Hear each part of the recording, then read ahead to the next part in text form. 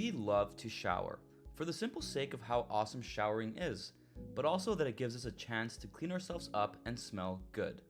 There's probably a bottle of shampoo, body wash, or conditioner, and maybe even a bar of soap in your shower. Unlike our ancestors a few hundred years ago, to bathe and to smell good was a luxury. Our modern society is arguably the most hygienic to date, and that's probably a good thing. But what has been a growing concern for some time are the hair care and body products we use today when we shower. These chemicals end up in our waterways, often harming marine life and adding to the issue of pollution in our oceans. This isn't a video to tell you to stop using hair care and body products. Not at all, because otherwise we would all smell pretty bad. But rather, an investigation into what harmful chemicals are commonly found in most of the popular shampoo and body wash products that harm our planet and often can even harm you. Just a quick disclaimer that this is merely for informational purposes only, and that you should consult with your physician in case you have sensitive skin, hair, or other related conditions. So, picture this. You match with someone on Tumble, the newest modern dating app, and are ready to meet your date. You hop in the shower and smother yourself in delicious smelling soaps and gloop, and you're ready to go. Good luck on your date. Meanwhile, let's take a look at what went down the drain while you were showering. You ended up using shampoo, conditioner, and body wash. You've been using the same brand for years and you probably have never even read what's in them. However, when we read the list of chemical ingredients in it, we have absolutely no idea what they mean. I mean, how could you? Most are harmless and are beneficial for your hair and skin, but some are controversially bad. So, I've compiled a list of all the major bad ones here. Now, I'm not going to bore you by reading and going through all of them, but if you want, you can pause the video here to quickly scan some of the names to familiarize yourself with, just in case.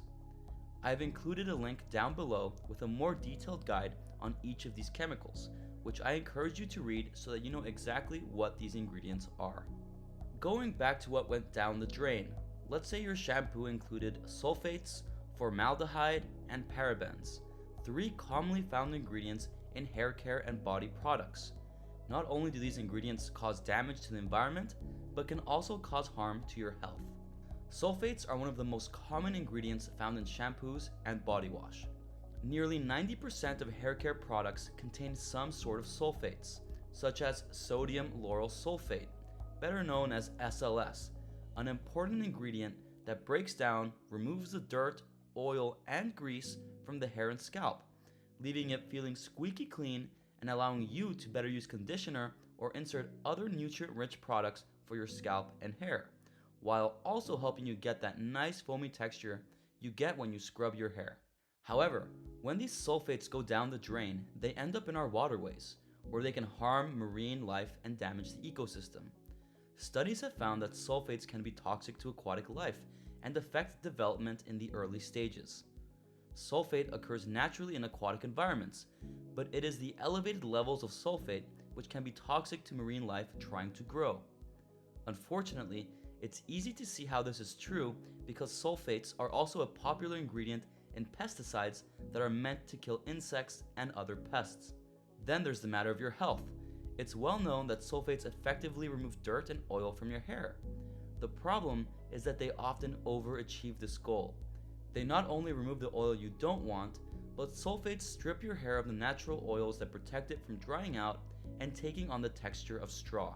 So, while sulfates might make your hair feel squeaky clean, they can actually do more harm than good.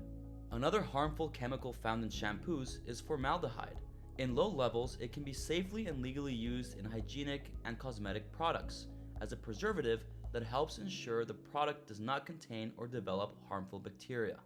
Formaldehyde is a known carcinogen that can cause or worsen asthma and can cause toxicity and cancer. Environmentally, formaldehyde is just as harmful, breaking down quickly and creating formic acid and carbon monoxide, both of which are destructive to the environment and incredibly toxic to aquatic life. Again, through our sewers and into the oceans, exposure to formaldehyde can make wildlife sick and may lead to behavior or appearance-related changes. Finally, Many shampoos and body washes contain trace amounts of parabens. Parabens are also used as a preservative to prevent bacteria from growing in cosmetics and shampoos. Studies have found that parabens are linked to breast cancer cell growth. When released into the oceans, parabens have been found to harm marine life, such as fish and coral reefs. Although most of coral bleaching today is due to thermal stress, also known as warming waters, studies show that areas with high concentration of human swimming can damage near-shore corals, as chemicals like parabens, which we might have in our hair and body through the use of our shampoo, or even in the sunscreen we use, are then deposited into the ocean floor, harming all types of marine life. They've been detected in surface waters, sediments, and even in marine mammals and fish. An honorable mention here is that many of these shampoo bottles are also single-use plastics.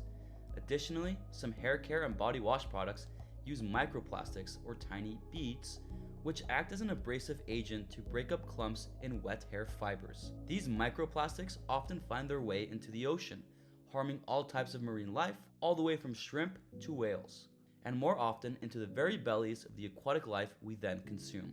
I also want to note that water treatment plants are there for that exact reason, to stop these harmful chemicals and toxins from entering our water supplies. And although many are effective, chemicals still manage to slip through, and many areas in the world do not have up-to-date water treatment plants to manage all of these chemicals pouring in from every drain. To be honest, I myself was not aware of a lot of the ingredients in my cleaning products, and I have found some of the chemicals in the products I use. So I thought to myself, why is it that these chemicals still exist in our hygienic and healthcare products? And are there some suitable alternatives that I could use? Firstly, some chemicals are cheaper and easier to produce in large quantities, making them more attractive to manufacturers who are trying to keep costs down. Secondly, some of these chemicals may have properties that make them particularly effective at cleaning or preserving the product, which is appealing to consumers who want products that work well. Who doesn't love that rich, foamy texture you get when you shower? Additionally, there is a lack of regulation in some countries around the use of certain chemicals in personal care products, which can make it difficult for consumers to know what they are using and what the potential risks are. However, as awareness of the potential harms of these chemicals has increased, many companies are now making efforts to reduce or eliminate them from their own products, and there is a growing demand for safer and more sustainable alternatives. Additionally, we as individuals are questioning the norms and demanding better options when it comes to hygienic products. There are many hair and body care products out there today that market themselves as more eco-friendly, natural, and organic. Since these natural products tend to be a little bit newer to our society, they tend to be more expensive. You can also try making your own soap and shampoo, and I've included some links down below. By choosing to buy more eco-friendly products or even making your own, it will encourage big and small companies alike to invest more into making eco-friendly products, making it more competitive, which means better quality and ultimately potentially cheaper as well. Purchasing power, the power you as a consumer have, is a great tool that you can use as an individual to help instigate change. I am not trying to tell anyone on what products they should or shouldn't use, just merely informing you on the data that's out there so you can make your own educated choices.